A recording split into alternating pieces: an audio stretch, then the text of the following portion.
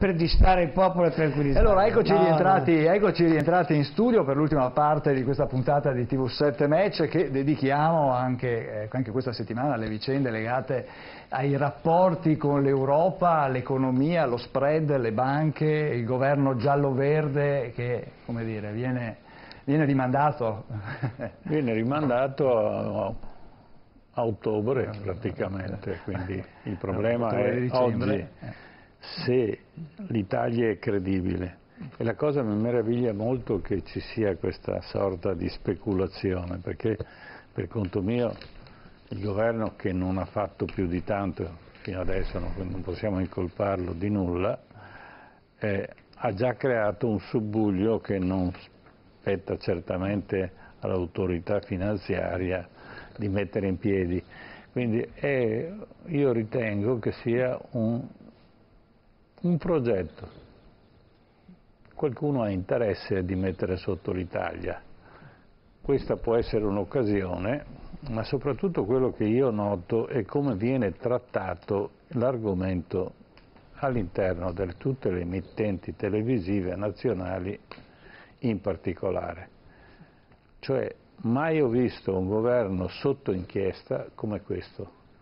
E sì che ho visto dei governi che hanno fatto dei disastri, perché l'attuale governo eredita i debiti di tutti i governi precedenti e diciamo che nell'arco di un ventennio il debito pubblico, anzi meno, il debito pubblico è raddoppiato e non è a causa appunto dei gialloverdi. I gialloverdi l'hanno ereditato, hanno fatto un progetto, vediamo se questo progetto funziona, perché chiaramente ognuno dice la propria, ma questo disastroso commento quotidiano su tutti i telegiornali mi pare che sia eccessivo rispetto ai governi precedenti.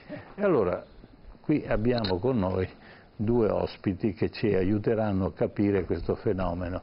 L'Italia è veramente in crisi o l'Italia vuole essere messa in crisi da altre nazioni che hanno interesse o da attività finanziarie che hanno interesse di penalizzare il nostro Paese?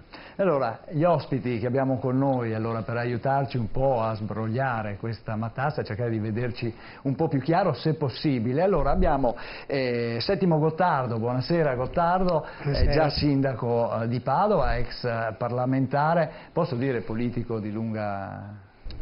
data, sì. Si può, e anche di lunga esperienza. Di vecchia scuola. Di vecchia scuola anche, quindi ci aiuterà sicuramente a vedere quali sono le manovre sotterranee, se sono sotterranee.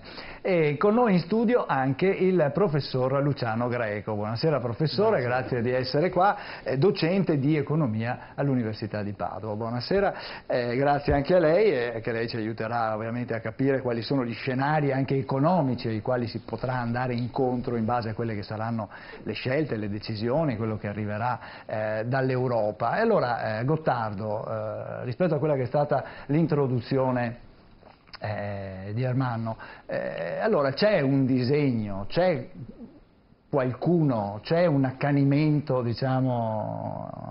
No, questo qui che ci sia un accanimento e così via fa parte della, professore, secondo me fa parte della narrazione.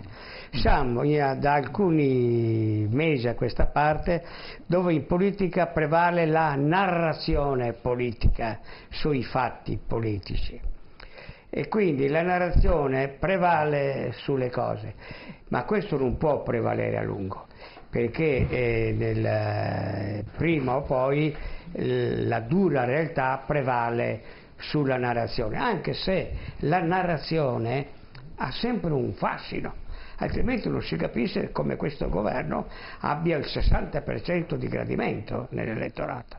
Vuol dire che la narrazione piace, ma è una vecchia storia. Lo scriveva già Giulio Cesare nel De Gallo Bellico, quando cercava di convincere i Galli ad accettare una resa onorata, invece i Galli rispondevano ai discorsi nazionalisti e populisti di allora di Vercingetorige, che resiste fa l'assedio e Giulio Cesare dice: ma no, non avete alternativa, siamo armati a testuggine, come diceva il buon Di Maio, e vince e ne uccide diverse decine di migliaia. Annota Giulio Cesare del suo diario: mi meraviglio, dice, ma il popolo dei Galli, libenter, cioè molto volentieri, ascolta e crede a ciò che gli piace sentirsi dire.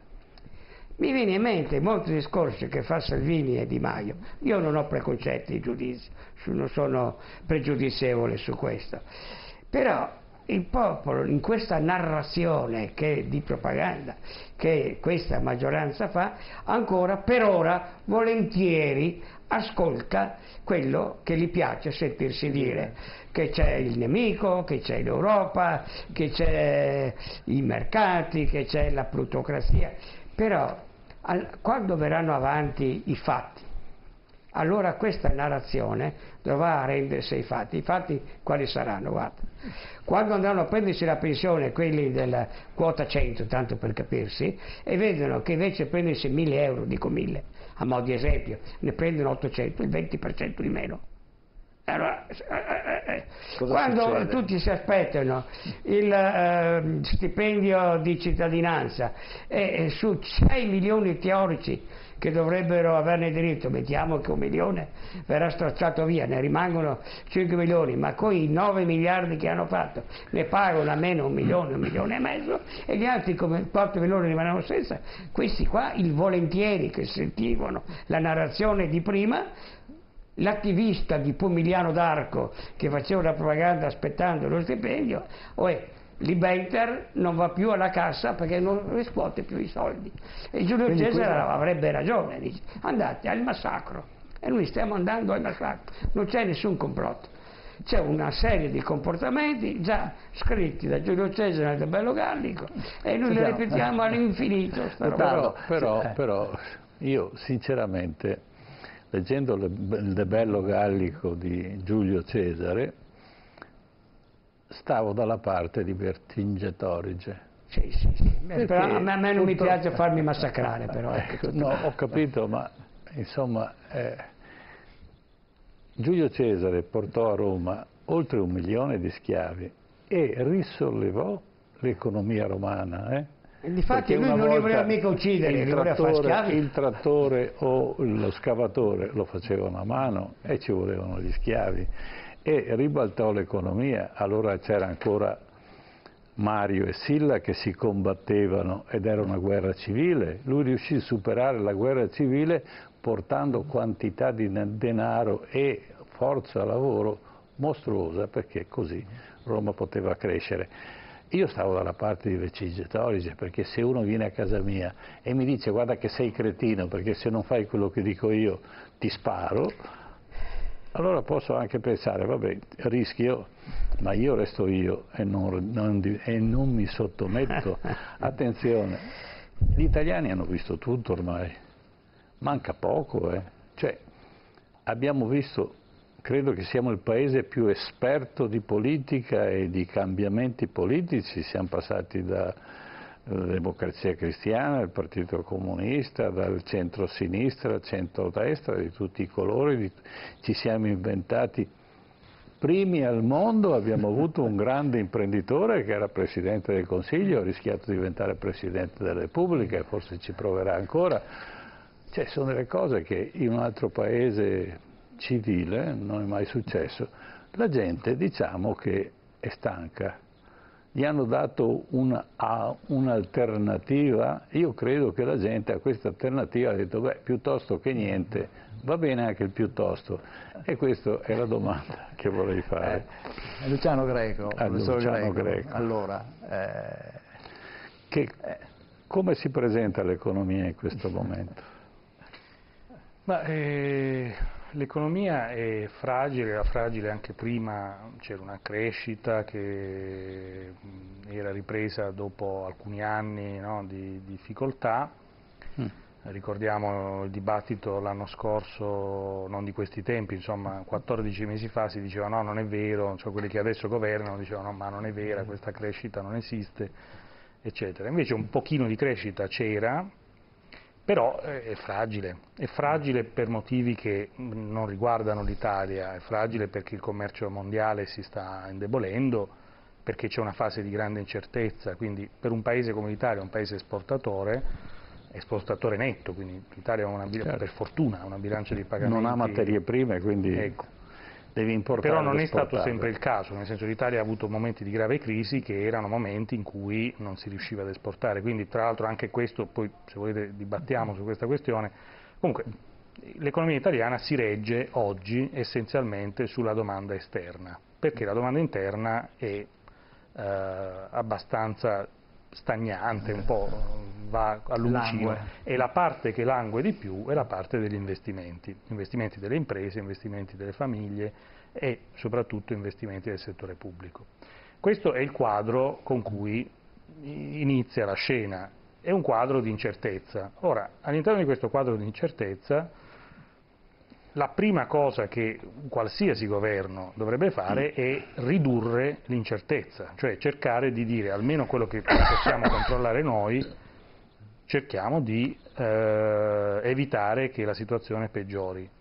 E qui secondo me c'è per incertezza cosa si intende? Adesso lo vediamo, nel senso che se oggi guardiamo il dato, adesso uno può pensare che c'è il complotto internazionale sui mercati finanziari, però un complotto internazionale che muove cifre nell'ordine dei milioni di miliardi di euro è su un complotto organizzato da quantità.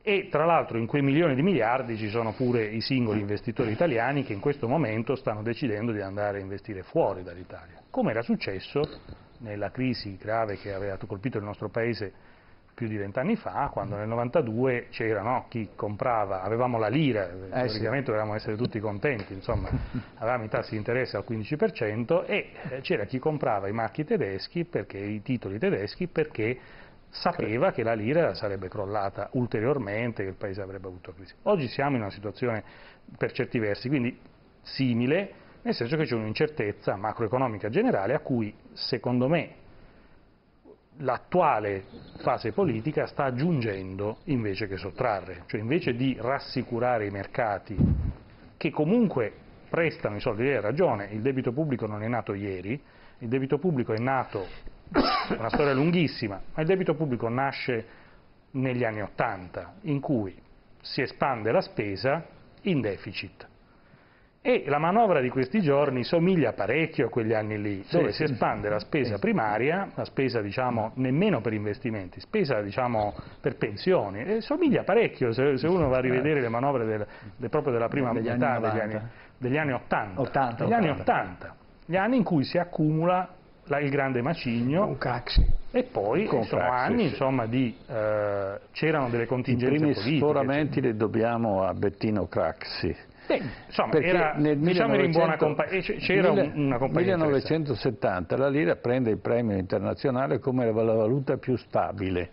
Quindi a distanza di 10 anni la valuta. Però già negli anni 70 le svalutazioni competitive italiane, adesso per non tornare troppo indietro, però se dovessimo dire quando nasce il debito pubblico, il macigno si passa dal 50% al 100% del debito pubblico, il rapporto al PIL si passa fra l'inizio degli anni 80 e la fine degli anni 80. Esatto. Questo è il momento di grande accumulazione ed è un'accumulazione cosiddetta primaria, cioè perché si spende di più di quella che è la tassazione. Poi vengono altre fonti di accumulazione che sono la crisi da interessi sul debito pubblico, la crisi di credibilità finanziaria, eccetera.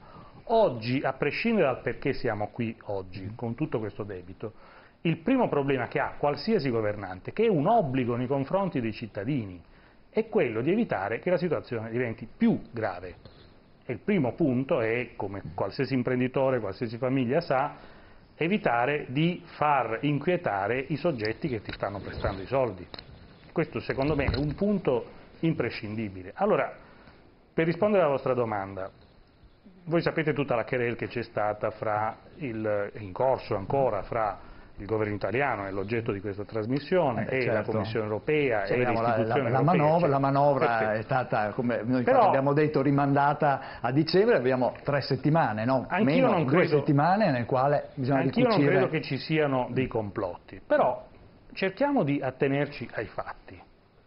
Il governo Conte giura nelle mani del Presidente della Repubblica il 1° giugno di quest'anno, dopo una fase lunghissima di trattativa, diciamo, Viene votata la fiducia dopo pochi giorni, quindi poco più di un mese dopo, il 13 luglio di quest'anno, c'è una riunione dell'Eurogruppo, cioè del Consiglio dei Ministri, diciamo, europeo, che decide quali sono i percorsi di risanamento della finanza pubblica italiana. E il governo Conte, rappresentato dal Ministro dell'Economia, probabilmente forse era solo in quel momento, non avevamo visto bene che cosa stava facendo, approva il quadro precedente approvato dal precedente governo. Quindi ovviamente le istituzioni europee, i partner europei, che cosa devono pensare? Che vuol dire che l'anno prossimo farai l'1,6 di deficit, farai l'1,7, farai l'1,9 come diceva lui a un certo punto. Noi abbiamo trascorso tutta l'estate, dal 13 luglio fino al 27 di settembre, dicendo che era 1,6, forse era 1,7, forse era 1,8, ma al massimo si arrivava a 1,9. Il 27, alla fine di settembre, si presenta il 2,4% per 3 anni, con uno sforamento senza precedenti, ma anche per il nostro Paese senza precedenti. Per avere uno sforamento paragonabile a questo, dobbiamo ritornare all'inizio degli anni '80, cioè ad anni in cui si facevano sforamenti, diciamo così, perché non esisteva l'esigenza, diciamo, dell'equilibrio dei conti pubblici, non si percepiva, c'era, ma non si percepiva. Quindi, se ci mettiamo in quest'ottica, sì, ci sarà anche il complotto, però c'è perlomeno un problema lei dice diteci un po' che cosa volete fare. La risposta dell'Europa, insomma, era prevedibile. Se l'idea era, adesso mi metto nei panni dell'attuale governo, di avere una misura espansiva, c'erano 3 mesi di tempo per intavolare una discussione ed evitare di arrivare di fronte al fatto compiuto. Poi uno può dire, ma perché l'Europa ci deve dire? Ma l'Europa siamo noi, cioè noi non siamo la Grecia. Noi siamo un paese grande, quindi ovviamente quando un paese grande fa una misura di questo genere, condiziona tutto il sistema. Nessuno ci può salvare, noi possiamo precipitare il sistema, ma non ci salva nessuno. Il dato secondo me più preoccupante, per rispondere poi alla domanda che mi era fatto prima, oggi non è lo spread rispetto ai titoli tedeschi, che è di 3 punti percentuali, ma è il fatto che rispetto ai titoli greci, noi siamo 60 punti sotto. Vuol dire che i greci pagano sui titoli di Stato oggi 4,3% e noi paghiamo 3,6% oggi. E questo secondo me è più preoccupante. E se andiamo a vedere tutti gli altri partner europei, inclusi quelli che hanno avuto e hanno ancora grossi problemi, la Spagna per esempio, sono a 1,6%. Sono molto più, diciamo, hanno tassi di interesse di 2 punti più bassi di noi. Allora, noi la possiamo anche raccontare con la storia, e la Spagna ha fatto una misura espansiva molto forte, ma ragionevole, nel senso comparabile a una cosa al passo che ci si poteva permettere. Quindi anche la Spagna ha fatto un'espansione rilevante. Quindi poi possiamo raccontarci la storia che sono cattivi gli altri nei nostri confronti. Secondo me c'è stato un errore di sottovalutazione importantissimo della necessità di spiegare che cosa voglio fare, perché magari ha ragione il governo, però devi spiegarlo per bene. Certo. Per il momento io non ho ancora ben capito a che serve tutta questa espansione fiscale. Ma io ricordo storicamente un fatto, non dico analogo perché era un periodo un po' difficile per la Germania. Siamo nel 1933, quando un dollaro valeva 4 miliardi e mezzo di Deutsche Mark, che a un certo punto un ministro, ex governatore della banca tedesca, Schacht, impose una situazione di questo genere e cambiò drasticamente il valore del marco e riuscì a entrare nel mercato attraverso meccanismi che ovviamente era un genio dell'economia, anche se poco ricordato, perché purtroppo diede la possibilità ad Adolfo da fare tutti i disastri che faceva, ma in realtà era lui il responsabile perché aveva risolto l'economia del paese. Allora, cosa fanno di male questi nuovi politici perché non si adeguano a quelle che sono le regole imposte? Allora, l'economia, sì, ci sono delle regole, ci sono dei punti di riferimento, però ciascun paese gestisce la propria economia secondo un proprio criterio. L'abbiamo visto per esempio i giapponesi, svalutazione continua dello yen, nessuno si preoccupa, però continuano a esportare e continuano ad andare avanti. Vediamo il valore del renminbi o dello yuan cinese, che non vale, credo, assolutamente nulla, però con quello ci hanno fatto miliardi, hanno fatto delle banche perché producono con quel pezzo di carta e alla fine quando esportano importano denaro di valuta pesante. Ecco, quindi che cosa si può fare? Perché l'Italia in questo momento, le tasse degli italiani servono solo a pagare gli interessi dei titoli di Stato, che sono titoli di Stato che risalgono appunto al governo Craxi, che è stato il primo a sforare completamente, e poi tutti hanno messo il loro fino ad oggi. Io non credo che sia così dirompente la proposta che ha fatto, ma non parteggio da un punto di vista politico, sto parlando da un punto di vista meramente economico. Non è così disastrosa, a mio avviso, però... Gottardo, cosa dici? No, qui sono dalla parte del nella torto. vita prevalgono sempre i fatti e come appunto diceva Lenin, i fatti sono testardi. Sì. Le cose, sono rivoluzionari. Qui non si scappa. Qui la luna di miele è ancora dura, ma non dura all'infinito. E quando non dura all'infinito? Perché l'economia si è fermata. Dove si fermerà la politica? Si ferma la politica in questi giorni allo stop dell'economia, l'occupazione, la produttività del paese. Lì si ferma l'economia. E dove si ferma l'economia si ferma la politica. Allora tu professore mi dirai, ma il governo dura, ha il 60% di consensi, è teoricamente forte. Sì, è forte fino a quando? Come nei fumetti dove Paperino poi scopre di essere nel vuoto e precipita all'improvviso. È forte sempre per motivi politici, perché non c'è un'alternativa. Questo è un governo forte, non perché è forte in sé, è un governo debolissimo, per i motivi interni e per la situazione economica esterna che non regge.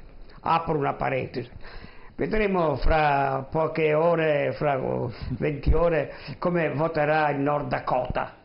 Se il Nord Dakota, che è lo Stato che segna l'andamento delle elezioni del Middle Term in America, e le elezioni di metà mandato il ribasso per di Trump, allora vedrete che anche qui la narrazione comincerà, perché lì tutto nasce lì, nasce tutto lì.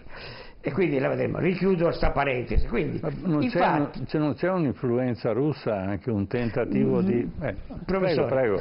Io ti chiamo sempre volentieri professore perché sulla storia ti considero professore, grazie del suggerimento, e adesso vengo anche sui russi. Però l'America è quella che dà il tono, ancora Trump dà ancora il tono. E vedremo se regge, perché se regge lì sarà dura anche qui nero. Però i fatti sono fatti. Quando le promesse non riescono più a mantenerle, e si sa che non le mantengono, io sento voci tremende quando Salvini dice: ma sto paese alla fine è solido perché c'è tanto risparmio e gli italiani ci aiuteranno. Cazzo, dico, qua mi freghi i risparmi. Ti aiutano come? Vai a prenderti prestiti forzosi. Oppure fai la manovra sull'immobiliare, sulle casette. Ma questo è questo il governo. Vanno a prendersi con le forche. Quando faranno questo se le prenderanno con le forche. Quando vedranno le pensioni l'anno prossimo, prima delle elezioni europee, adesso dicono le rate le pagheranno dopo maggio, così fanno tempo a farsi le elezioni. Cioè, calma, piano, io sono preoccupato di quello che sta succedendo. Tu hai fatto questo esempio di Weimar. La storia insegna tante cose, per carità, non siamo a quei livelli, né mai io ritengo arriveremo, però teniamo presenti. Ma la destra sta avanzando, mi pare. E quindi la realtà è sempre quella che alla fine, e se poi per uscire dalla realtà inventi bugie, come ha fatto Di Maio, dice siccome la tappa la deve fare perché Trump le ha ordinato nell'ultimo incontro che la devi fare perché è una risorsa di provvedimento di energia, di approvvigionamento di energia alternativa a quella russa e la devi fare, e Conte aveva detto yes, e adesso la fanno, non sa come tirarsi indietro Di Maio, dice pagheremo le penalità, gli spiegano che le penalità non ci sono. Sì, si paga qualche cosa, qualche mancato guadagno, ma insomma non siamo alle penalità miliardarie miliardate, dice la bugia e comincia a erodersi. Questo per dire che, e nonostante questo dice perché sono forti, perché rimangono? Perché non c'è l'alternativa. Ecco, ma Secondo, un attimo, ma non solo per questo, ma perché hanno sia Trump sia Putin che li tiene in piedi.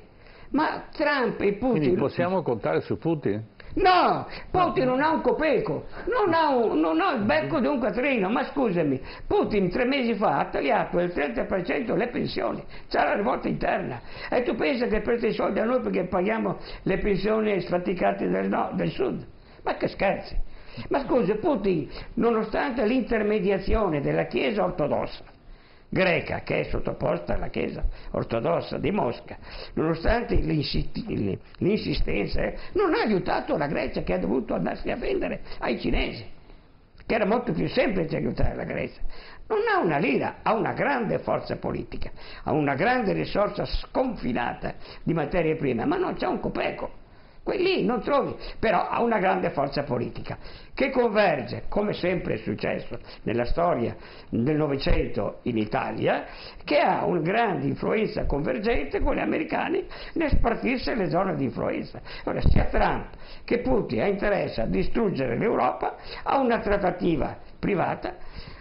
L'hanno fatto con Yalta, l'hanno fatta con Moro, erano d'accordo anche su Moro, la fanno sempre, erano d'accordo credo anche sull'attentato al povero Giovanni Paolo II, e non c'è niente di male, ma è una politica imperiale, è una politica imperiale e noi la subiamo. E poi dice questi fanno i galletti perché si sentono con le spalle coperte, a Mosca mi trovo benissimo. Cazzarola, voglio vederti quando però allora a chiudere Gottardo allora qua è d'accordo con Ermanno quando dice che dietro c'è una mano che lavora, allora lo chiamo con rispetto perché noi ma tu pensi adesso arrivo, una nuova versione della politica imperiale americana, e Putin ne gode anche lui di riflesso di questo, e di far fuori l'Europa. La differenza del 2000 rispetto a prima della comunità europea, che prima la comunità europea era sostenuta anche dall'America che la voleva e la sosteneva, adesso l'America la considera una nemica e pensa di trattare quei singoli paesi perché quei singoli paesi è più facile ottenere i risultati della politica imperiale nuova. Allora è questo l'interesse italiano? È questo che vuole veramente il popolo? Sentiamo se Greco è d'accordo su questa... No, io premetto che diciamo ai complotti credo... Vabbè, non proprio un complotto, ma comunque queste influenze... Se un complotto c'è è di tipo politico, quello che diceva, io diciamo, mi somiglia più alla realtà quello che ha raccontato adesso il Gottardo, che invece l'idea di questa fantomatica idea che tutti i dittatori, non a caso, o i semidittatori, quando hanno un problema economico, c'è il complotto mondiale delle plutocrazie internazionali che sono contro di noi. Ricorda anche scene vissute nel nostro paese tanti anni fa, però anche quando c'è quel particolare modello che è quello turco, che non è una democrazia, non è una dittatura diciamo in senso, però insomma si avvicina più a una dittatura che a una democrazia, certo, ci siamo vicini. Quando abbiamo la crisi della Liga turca, che cosa dice Erdogan? Dice che c'è un complotto nei confronti della... E invece se uno deve guardare la situazione, probabilmente c'è sicuramente interessi commerciali confliggenti e sicuramente gli Stati Uniti, e per ragioni diverse la Russia di Putin, hanno interesse a indebolire l'Unione Europea. Questo sicuramente è vero. Poi l'Unione Europea ci mette il suo, perché bisogna essere onesti, noi ci stiamo mettendo parecchio del nostro, noi italiani per esempio, i tedeschi, i francesi, cioè i principali partner europei, stanno facendo di tutto per riuscire a far risultare antipatica l'Unione Europea, questo bisogna essere chiari, e sottolineo la parte più moderata e democratica ha svolto un ruolo parecchio negativo in questo senso, cioè i primi a dire che è colpa dell'Europa non sono stati i populisti.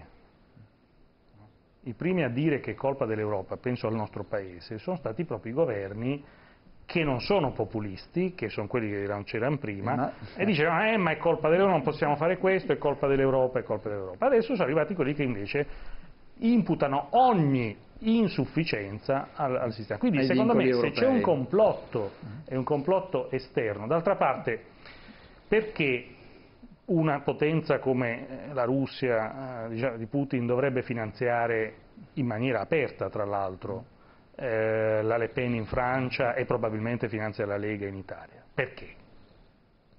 Ci sarà un motivo.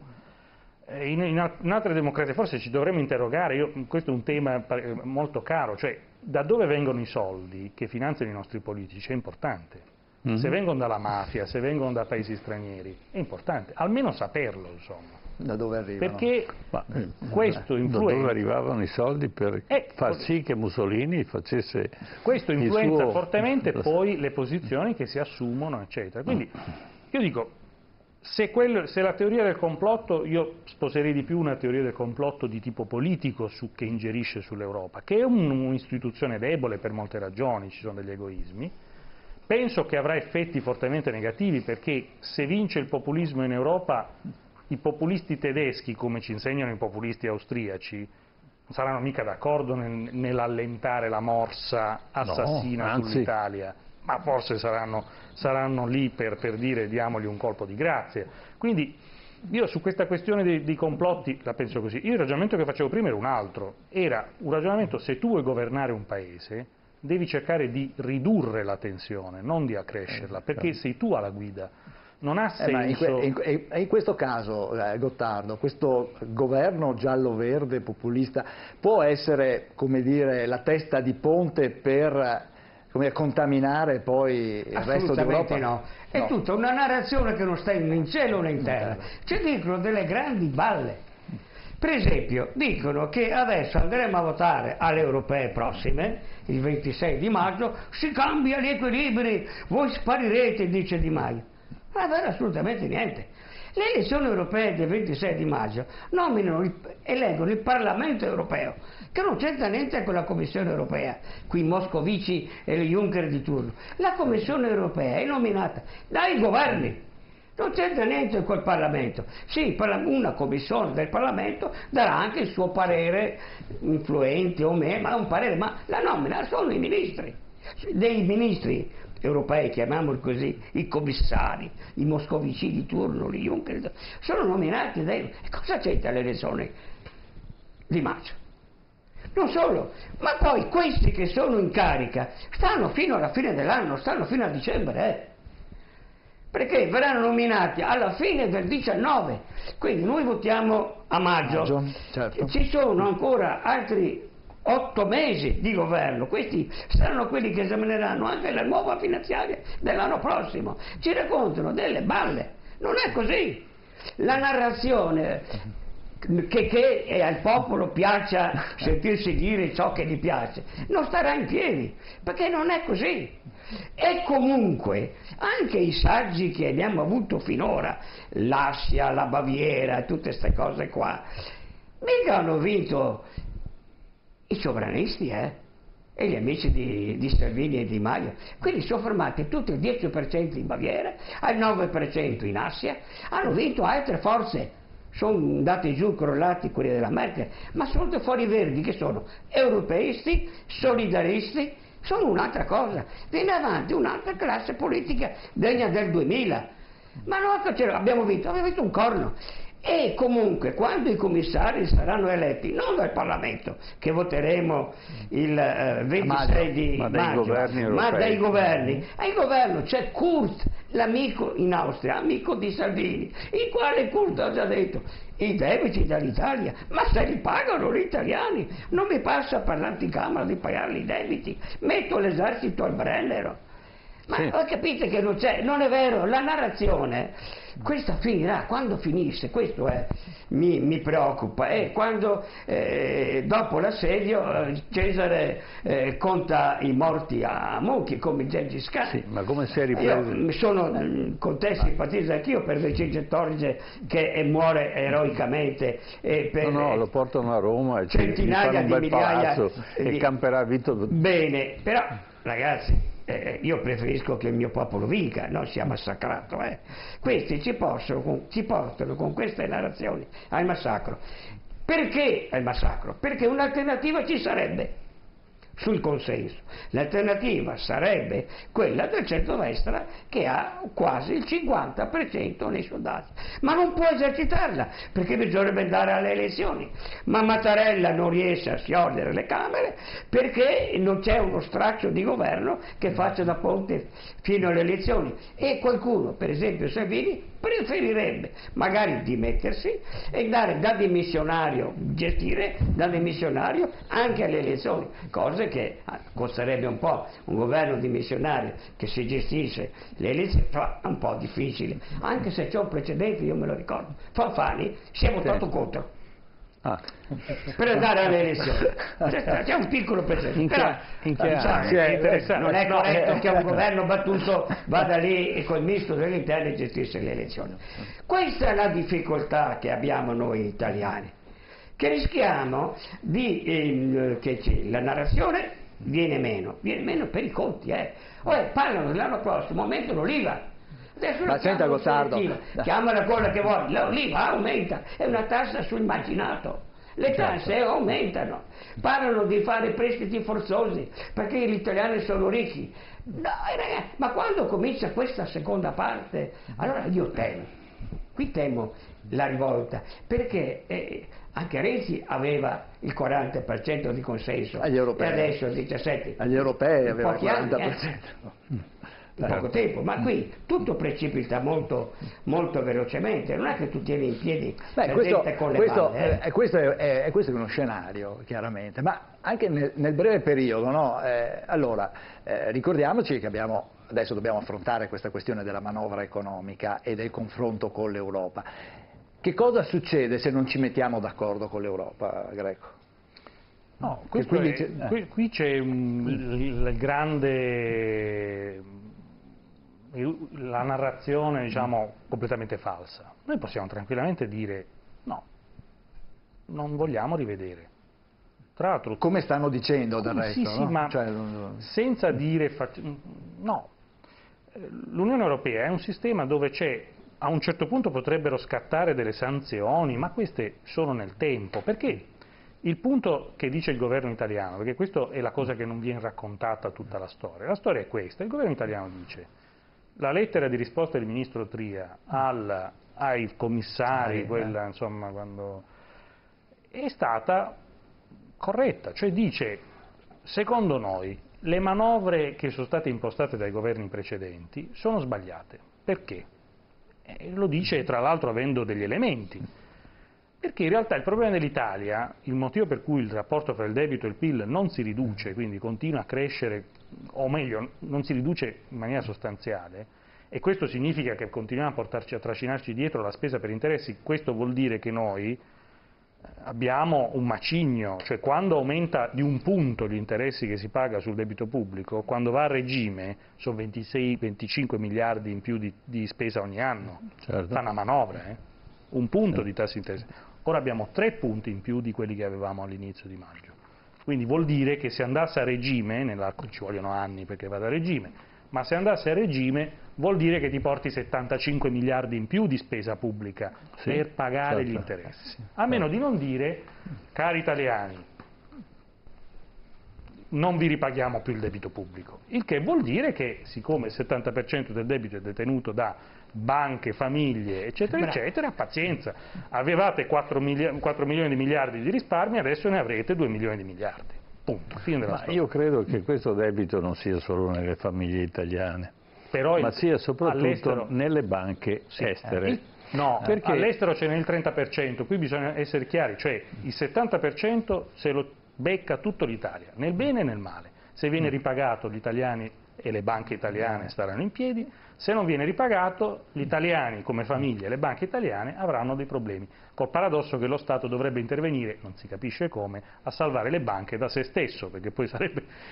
Quindi la questione del default sul debito pubblico è una questione, uno scenario che potrebbe succedere, ma è uno scenario che vuol dire una crisi economica peggiore di quella che abbiamo vissuto 10 anni fa, molto peggiore, anche perché originerebbe in Italia, che colpirebbe anche tutti gli altri paesi. Quindi è vero, l'Unione Europea ha tutto da perdere da questa partita e non c'è nessuno che può salvarci. Quindi o l'Italia si mette su un binario di serietà oppure non se ne esce. Però, tornando al punto di prima, Tria dice: noi abbiamo una ricetta diversa, la ricetta è espandere la spesa, ridurre le imposte. Su questo possiamo discutere, nella manovra si vede l'espansione della spesa 2,3% in più, la riduzione delle imposte non si vede, però diciamo riduzione tendenziale. Facciamo un atto di fede. No, perché poi ci sono i conti che dice il governo, non è che ce li stiamo mettendo. Beh, un po' di riduzione c'è, vabbè, diciamo, ok. Dopodiché con questa spinta io rilancio il prodotto interno lordo, rilancio la crescita e quindi a quel punto farò abbassare il rapporto debito-PIL. Non fa una grinza, se non per un punto. Dove li metti questi soldi?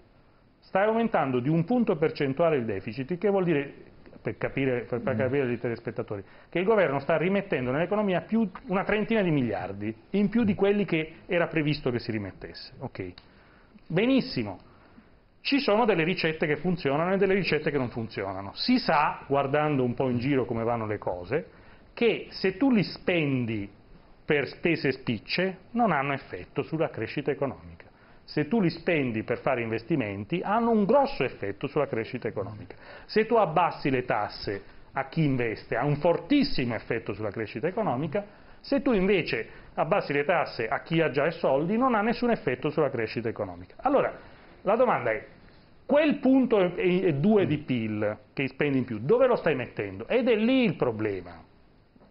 Non è credibile il dove lo stai mettendo. Gli investimenti un po' c'è, ma è pochino rispetto, questo non lo dico io, lo dicono tutti quelli che hanno guardato un attimo il ragionamento. La maggior parte dei soldi vanno a finanziare spese correnti, cioè praticamente un po', forse andranno nelle tasche di qualche pensionato, ma lì poi bisogna capire. Forse andranno nelle tasche, e lì tutto da capire, la questione del reddito di cittadinanza. Per il momento vanno in spese di vario genere, ma la componente investimenti, soprattutto delle imprese, è molto insufficiente rispetto alla prospettiva di dire: questa è la mia strategia per uscire dalla crisi. Quindi il tema della discussione, questo qui, potrebbe avere un senso, ma uno non è stato spiegato in maniera adeguata. Certo. E questo è un punto molto importante, perché se io ho un cambiamento strutturale da fare, vado dai miei partner e dico: signori, guardate, la storia sta così, e vi spiego perché ho ragione io. Guardate che Carlo Azeglio Ciampi noi l'abbiamo stimato come un grande Presidente della Repubblica, è stato governatore della Banca d'Italia, è stato ministro, è stato il ministro, poi qualcuno dice ha sbagliato, no? Perché che è stato l'architetto dell'ingresso nell'euro, che ha voluto dire per un paio di anni chiedere agli italiani l'equivalente di oggi di 50 miliardi in 2 anni, fra il 96 e il 97, 1996 e 1997, in cambio di che cosa? Oggi tutti dicono l'euro è un disastro, in cambio di 75 miliardi equivalenti a cifre correnti di oggi, di sgravio su che cosa? Sulla spesa per interessi. Questo è quello che paga lo Stato, in meno se avessimo avuto la lira come ce la ricordiamo. Poi la gente non se la ricorda la lira com'era, no, perché se la ricordasse ricorderebbe che volevamo fuggire dalla lira, tanto eravamo disposti a fuggire dalla lira che abbiamo votato un governo che prometteva più tasse per entrare nell'euro. Ovviamente è chiaro che la gente ha una memoria così corta che questa cosa è successa nemmeno 20 anni fa e non ce la ricordiamo più. No, attenzione, la gente si misura ogni giorno con la spesa Ma non con la spesa sui mutui, perché adesso io voglio vedere quando la spesa sul mutuo di casa aumenta di 3-4 punti, che cosa mi succede? Io volevo la spesa sul supermercato che si confronta ogni giorno e che vede che le cose le paga 3, 4, 5 volte più di un tempo, cioè 10-15 anni fa. Però io ho visto il tracollo del 2011, no? Quando saltò il governo Berlusconi e lo spread arrivò a 6 punti. Sì. Io, se ricordo bene, e seguendo un po' la traccia di come era stato fatto questo default, furono le banche tedesche a cominciare a vendere a tutto spiano titoli di Stato italiani e aspettare. 10 miliardi in una notte hanno venduto. Ecco, e sono soprattutto le banche tedesche e altre banche, perché a una banca tedesca cosa gli viene se va a comprare titoli di Stato tedeschi? Quanto ci guadagna? Niente. 0,15 mi pare che sia il valore dei interessi di un titolo tedesco, quindi nessuno investe su quello. Ma siccome lei sa che c'è il meccanismo avanti e indietro, io compro titoli, li metto a garanzia, mi danno il 90% dell'investimento, li vado a reinvestire, allora cosa fanno? Fanno il giardinetto le banche tedesche. Il primo giro comprano titoli tedeschi perché sennò lo spread cresce anche da loro, il gioco finisce. Le volte successive, non so esattamente se la seconda o la terza volta, cominciano a comprare i titoli di alto rendimento.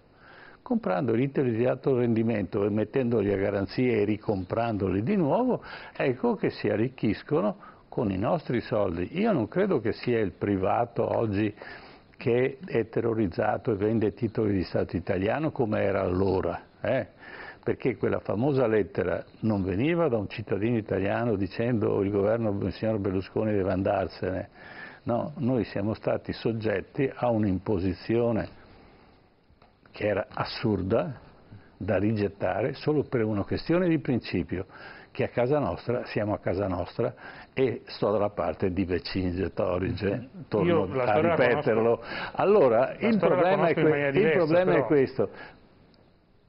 Io sono per l'Europa, ma non per questa Europa. Sono d'accordo. Perché è fatta male. È come l'Unità d'Italia. Abbiamo un'esperienza di oltre 150 anni di Unità d'Italia. L'hanno fatta come non si doveva fare. E la stiamo pagando ancora adesso, no? Quando hanno impoverito il Sud, hanno portato la miseria al Sud, quando il Sud, allora c'era lo spread.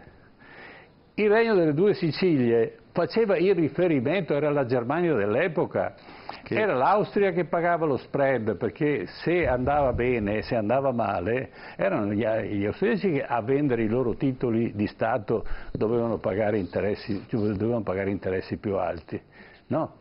Mentre era lo Stato del Sud, i famosi Borboni, che lo diciamo in maniera così spregevole, avevano creato un'economia che non era male, l'Ansaldo era siciliana, non so se ci ricordiamo, non era nata a Genova l'Ansaldo, ma così vale per le ferrovie, non è che facevano le ferrovie, mettevano giù le rotaie, costruivano le rotaie e c'è una fabbrica che costruiva i vagoni e le motrici.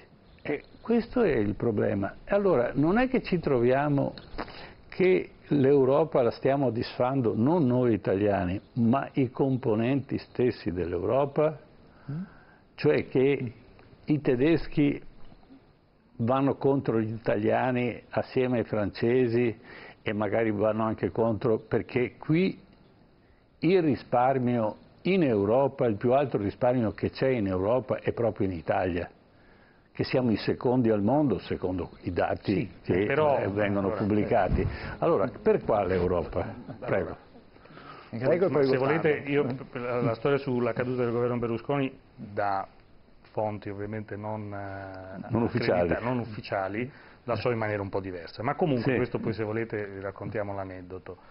Però la questione invece del grande risparmio eccetera, allora, la mia teoria è che l'Europa funziona male perché i grandi paesi europei sono diventati meno europeisti come establishment. Cioè, quindi non siamo solo noi. Non siamo solo noi. Non siamo solo noi. L'Italia, secondo me, ha giocato parecchio male. Cioè, noi, finita la fase politica in cui avevamo dei leader molto europeisti, ne abbiamo avuto ogni tanto qualcuno, ho citato prima Ciampi, che insomma è quello che sulla parola è riuscito a ottenere i risultati per l'Italia. Sulla parola a un italiano succede poco spesso di riuscire a ottenere il risultato in sede europea, quindi deve essere uno che insomma la sa lunga e riesce a raccontare, riesce a essere credibile. Dopodiché negli ultimi sicuramente 15 anni noi abbiamo avuto un tasso di credibilità che è andato progressivamente scendendo, il che vuol dire non soltanto, ecco, la cosa che a me dà fastidio come italiano, a parte che come diciamo esperto di queste, è che noi ci rappresentiamo in questo dibattito, l'Europa ci condanna, l'Europa ci dice, come un piccolo paese che va col cappello in mano. Non è così, non è così. Noi siamo considerati come un grande paese che ha una classe dirigente che non è credibile, perché se il 13 luglio mi dici che i conti vanno bene così, non puoi dirmi il 30 settembre che fai una cosa completamente diversa. Questo è il problema. Ed è lo stesso governo, non sto dicendo che... Quindi tu puoi fare quello che vuoi, puoi fare anche cose molto invasive, devi essere in grado di spiegarle in modo appropriato a tutti. Noi abbiamo avuto leader che sono riusciti a fare queste cose in anni molto difficili anche, senza ritirare sempre fuori De Gasperi, ma insomma. Poi adesso abbiamo un problema di classe dirigente importante. Ce l'hanno anche gli altri paesi, però in misure differenziate. Quindi secondo me l'Europa funziona male perché abbiamo i grandi paesi che non stanno giocando in squadra. Poi è un condominio e nel condominio noi sappiamo che poi ognuno tiene di più a casa sua che a casa degli altri. Ultima questione sul risparmio degli italiani. Io non vorrei anche qua questo mito del risparmio degli italiani. Allora, io quando ho sentito anch'io dire ma gli italiani ci aiuteranno, mi si è accapponata la pelle perché mi ha ricordato ragionamenti da balcone, insomma.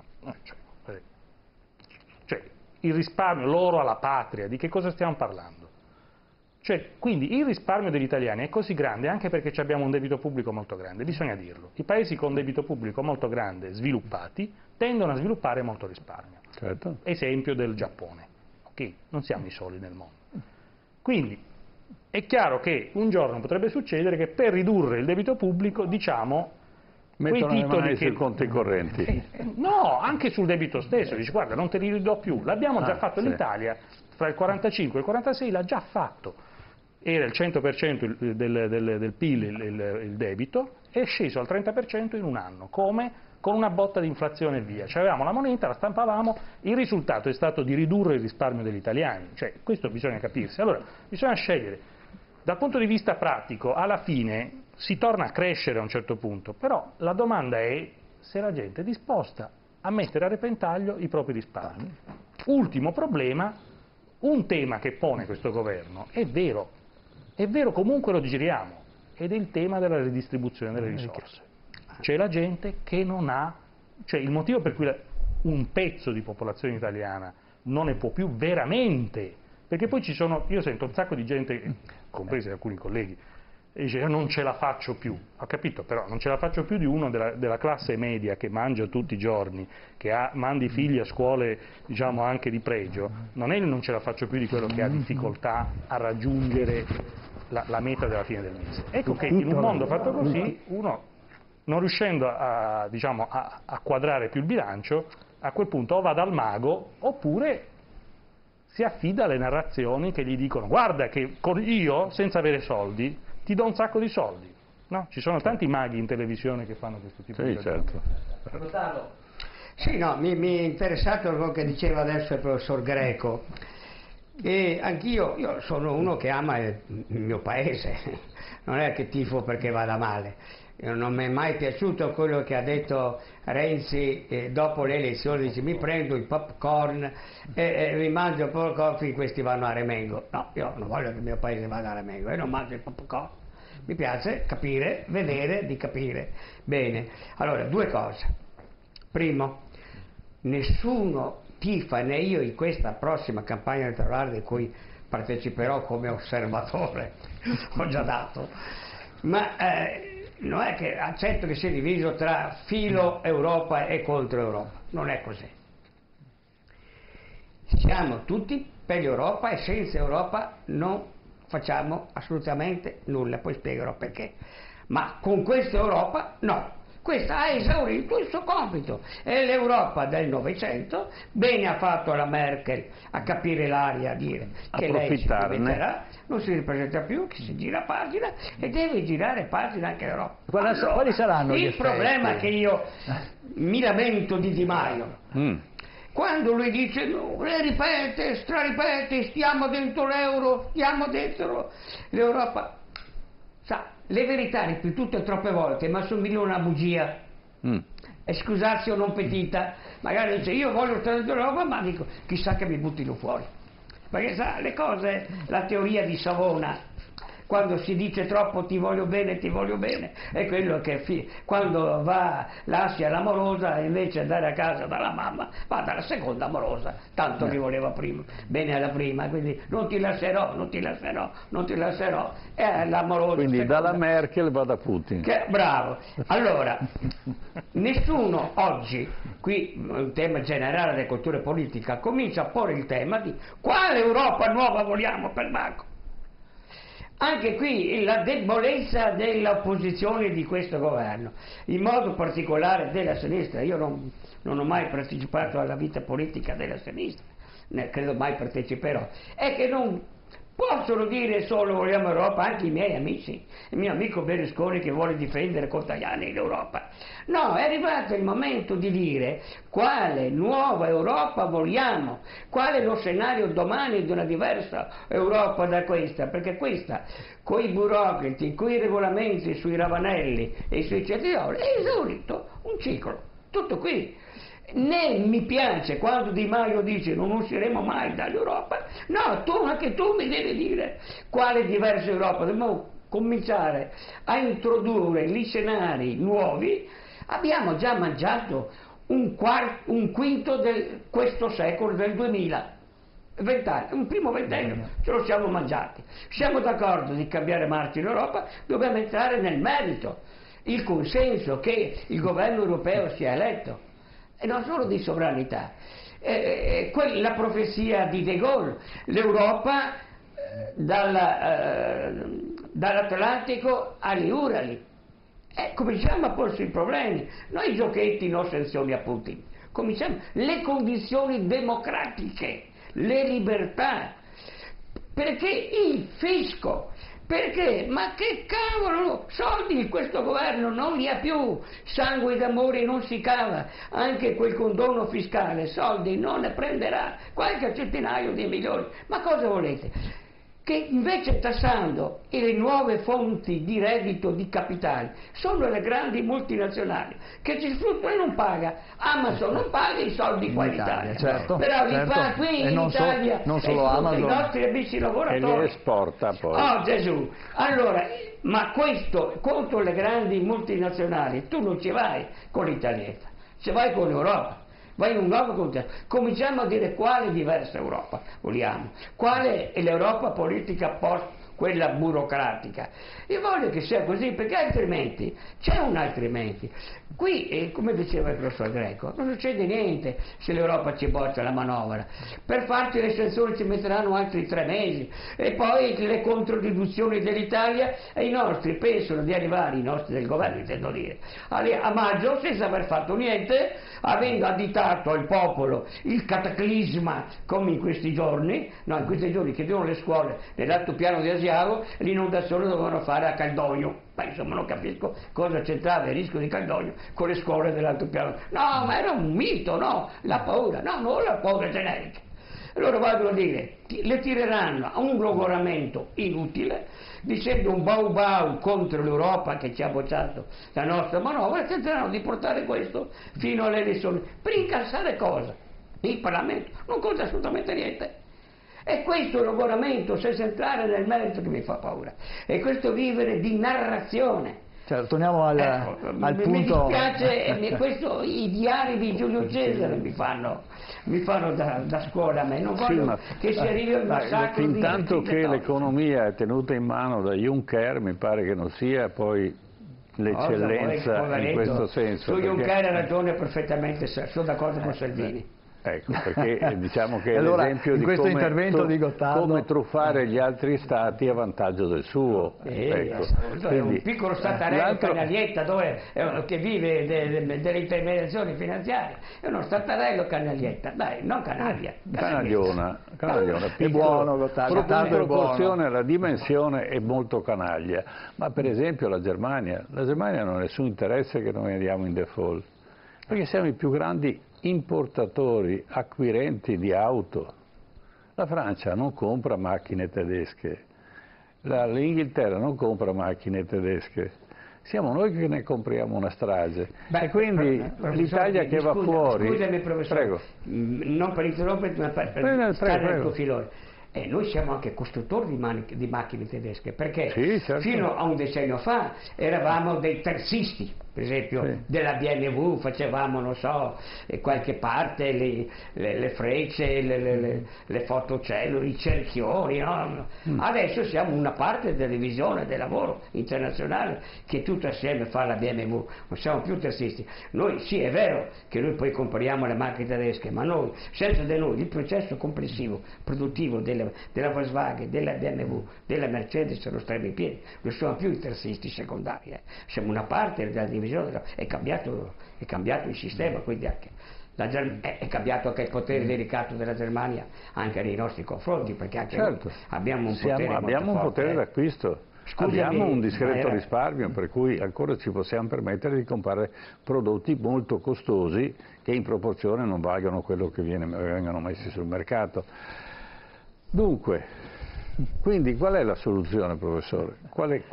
Al posto di questi due giallo-verdi, lei cosa proporrebbe? Quale sarebbe la proposta? Quale potrebbe essere la strada per cambiare l'economia dell'Italia e presentarsi in maniera diversa all'Europa? Ma questa è una bella domanda. Bisogna capire se, avendo il quadro che è stato definito, se bisogna fare per forza tutto questo deficit, bisogna usarlo bene, questo è il primo punto. Cioè, se proprio ci tenete a fare una quindi niente ai poveri, cioè qua bisogna dire i poveri gli diamo i soldi o non gli diamo i soldi? Se uno mi dice, io quando sento che c'è l'aumento, chiedo scusa ai pensionati, ma che mi aumentano le pensioni minime, mi si accappona la pelle, perché in Italia le pensioni minime sono come le pensioni di invalidità, ci sono i veri poveri e ci sono i finti poveri, quindi quando si aumentano le pensioni minime, un quarto, conti che abbiamo fatto nell'università quindi non a pioggia l'aumento. Non l'hanno fatta a pioggia, quindi qui bisogna ragionare su questo tema. Però il grosso di queste cose qua va messe in investimenti, cioè se uno vuole rilanciare veramente la produttività del paese. Posti di lavoro. Allora lì uno dei temi sarebbe quello classico, cioè di rilanciare gli investimenti degli enti pubblici locali, i comuni, le periferie. Questo governo ha cominciato dicendo che tagliava i fondi sul fondo per le periferie, dopo che è uno degli effetti, poi è tornato indietro perché i comuni però gli volevano fare la guerra. Allora, quelli sono i canali che attivano di più l'economia, se vogliamo rimanere in quello. Poi bisogna ricordare, cioè con un deficit così ampio, secondo me, considerato che il tasso di crescita che l'economia adesso italiana non è grandissimo, ma non è nemmeno, non siamo in una fase di crisi acuta come quella di qualche anno fa, un po' di prudenza fiscale sarebbe meglio, cioè noi siamo nel paradosso che se il governo cadesse domani, cioè se andiamo all'esercizio provvisorio, i conti stanno meglio che se non abbiamo il governo, che se abbiamo questo governo, che è un caso credo anomalo, cioè non credo non sia mai successo in una storia repubblicana. In Belgio è successo un fatto. Sì, in Belgio sì, però in Italia è un caso strano di avere una situazione in cui è meglio non avere il governo per i conti pubblici, cioè che la macchina da sola va meglio. Allora, un po' più di prudenza secondo me pagherebbe, perché se io devo aumentare un pochino il deficit, ma poi me lo mangio tutto, un aumento di un punto percentuale in un anno, cioè come è la situazione adesso, noi pagheremo fra i 5 e i 15 miliardi in più di spesa per interessi l'anno prossimo.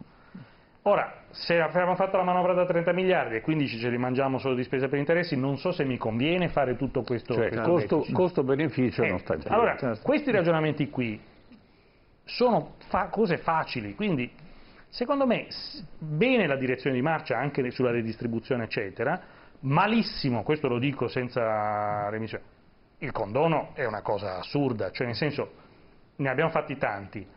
Avesse mai funzionato, tutti i governi. Non funziona, cioè tu ti prendi 4 euro, pochi soldi, ricordiamoci gli scudi fiscali che devono generare, cose eccetera, e disastri il sistema fiscale, perché poi questi effetti sono di lungo periodo. Allora, questa misura secondo me è una misura assurda, cioè una misura che non serve a niente, non porta i soldi che deve portare, ma ha effetti di lungo termine, disastra il sistema fiscale nel tempo. Poi, nel caso mio, magari, nel caso in cui avessi evaso, o nel caso in cui avessi la cartella, nel caso in cui avessi anche ragione nei confronti del fisco, ovviamente come singolo cittadino posso essere d'accordo. Infatti è una misura che forse è popolare anche, però questa è la cosa peggiore che può fare. È come il genitore che dà da mangiare solo zucchero ai bambini. Cioè, una cosa non, certo, non va bene. Gottardo, chiudiamo con lei. Ma dura è chiudere, perché è una storia che questa che purtroppo non si chiude. Rinviamo la prossima trasmissione. In prima persona. Però, prima di dire quello che penso, dico in una battuta, però sto governo almeno si risparmia di fare proposte ridicole, come quella di dire ai ragazzi: fate il terzo figlio, vi do un gratis, un finanziamento di 200.000 euro, una campagna in Sardegna. Io che ho un nipote che sta facendo il terzo figlio, la moglie c'è, e già comunque dico, lo chiamo e sarei fortunato, ti danno una campagna in Sardegna, ti danno ma sei matto, dico, abito in periferia di Padova, al massimo vorrei avere un aiuto per farmi un appartamento in periferia di Milano, perché la mia ditta principale è a Milano e quindi guadagnerei di più, ma io non vado a fare il contadino, sono un tecnico, ma cosa mi vogliono fare? Ma mi prendono per i fondelli, che cosa mi stanno? Siamo fuori dai ragazzi di Dio. Chiuso questa parentesi. Io faccio questo tipo di ragionamento qui con molto dispiacere, però con molto sano realismo, ormai avendone viste tante. Qui siamo in pieno ancora di una grande illusione, su cui la realtà, Europa o non Europa, ci obbligherà a fare i conti.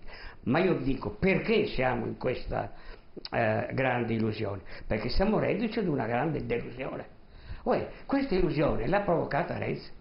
È il fallimento di Renzi, l'illusione del 40% di Renzi mi ha prodotto questa illusione. Quindi noi paghiamo i conti nella storia e nella politica, si pagano sempre, e adesso pagheremo i conti di questa illusione, che saranno pesanti, come abbiamo pagato i conti dell'illusione renziana. Per non cadere, quindi dobbiamo prendere atto che questa fase prima o poi si va esaurendo, perché la realtà andrà ad implodere. Questi scappati di casa andranno a sbattere. A domanda risponde.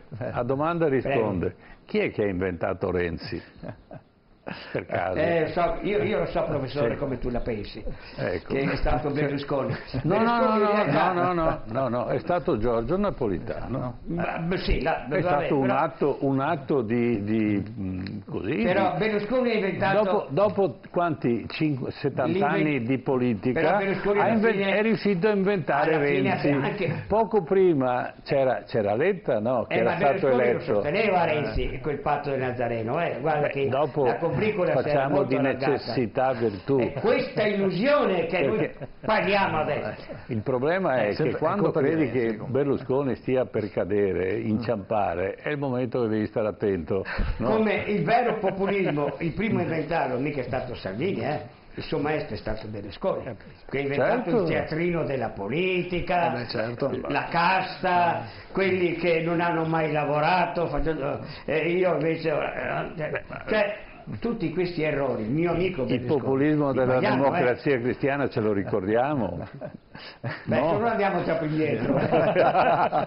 Gottardo, perdiamo l'equilibrio. Sì, ma non tiriamo fuori anche quelle dei nonni adesso. I nonni c'è la festa dei morti dopodomani. Ma quello dei partiti di sinistra non era populismo. Però io vedo bene. Era ideologia. Però Professore, quello che viene fuori in Germania, questi nuovi verdi, solidaristi, una nuova economia, la green economy, europeisti, un cambiamento di valore, un cambiamento di faccia e di linguaggio, si prendono il 20% d'amblè. Certo. Ragazzi, io vedo che in Germania i tedeschi vengono fuori. Sono stanchi i tedeschi, né più né meno come in Italia, perché il cittadino non serve più a nulla se non a essere dissanguato. Se hai dei soldi te li porto via. E quello sta succedendo in Germania, perché le banche tedesche non sono meglio delle nostre e le banche nostre, popolari insegnano, e ringraziamo Renzi anche in questo senso, sono saltate una serie di banche proprio perché... Noi, professore, noi dobbiamo avere la grande speranza in un'Europa diversa da questa, che è in grado di tassare là dove c'è il denaro che va fuori dai nostri paesi. Le grandi multinazionali. Le grandi multinazionali non le vinci, questi sono dei piccoli paesi. Le vinci mettendoti assieme un grande mercato di 500 miliardi di popolazione, riesce a far pagare Amazon, per esempio. Certo, Gottardo. Io mi sono comprato le scarpe, me le ha portate a casa uno di Amazon, però ragazzi, bisogna farli pagare e non solo guadagnare. Certo, ma questo, se pensiamo che sia l'Italietta che riesce a vincere rispetto a questo, sbagliamo. Abbiamo bisogno di una diversa Europa. Chiarissimo, Gottardo. Europa abbiamo bisogno. Gottardo, dobbiamo fermarci. Viva l'Europa, ma cambiamo l'Italia. Grazie a Settimo Gottardo, grazie al professor Luciano Greco per essere stati con noi. Ermanno, settimana prossima c'hai un opuscolo lì davanti, parliamo della salute di Padova. Ecco qua. Parleremo del polo della salute di Padova, c'è questa proposta dell'università, ne parleremo qua in studio, cercheremo di capire anche quali sono... Inviteremo i progettisti, se sono così cortesi di venire, credo di sì, e cercheremo di capire come fare un ospedale che non diventi vecchio quando viene finito, perché poi il nostro problema è creare un ospedale progettualmente talmente avanzato che quando è finito possa essere ancora un'eccellenza nel mondo della medicina, perché Padova ha 3 grandi risorse: il Santo, l'università e l'ospedale, perché vengono da tutto il mondo. Sì, ma non confondiamo l'ospedale con l'edilizia ospedaliera, perché qui si fa una guerra per l'edilizia. Quella è un'altra cosa, Gottardo. Quella è un'altra cosa. Allora ti invito a questo dibattito. No, grazie, tu mi provochi sempre, io non posso non rispondere. Grazie a tutti quanti. Allora, noi ci vediamo venerdì prossimo, come sempre qualche minuto dopo le 21, TV7 Match, noi vi aspettiamo e saremo qui. Buonanotte a tutti, arrivederci.